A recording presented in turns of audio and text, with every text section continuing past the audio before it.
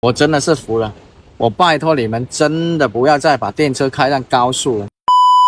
難得國慶長假，電車就開返鄉下，枯藤老樹昏鴉，冰箱 iPad 西瓜，葛優同款沙發，我在開車，你在吃瓜，續航里程低下，塞車都塞到眼花，充電仲貴過油價，關晒空調沙發，夕陽西下，全家人蒸桑拿。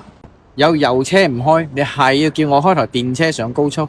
嗱，依家閪晒啦，台車滿電續航就600公里，跑高速實際里程就打6折，開咗300零公里啫，就已經開始要揾充電樁啦。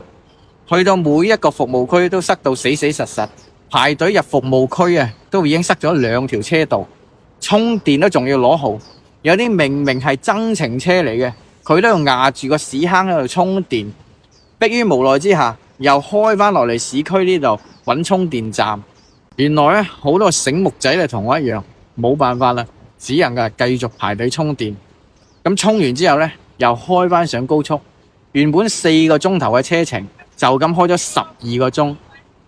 經過今次之後咧，我總結出嚟，開電車嘅人咧，佢唔一定有錢，但係佢一定有時間，仲係啲垃圾時間。當你等到實在係無聊嘅時候，你仲可以揾人玩下啲拔河比賽啊，鍛煉一下身體。視頻我放喺呢度，若果我春節返鄉下再開呢條電車，我就係全化州第一大巡航。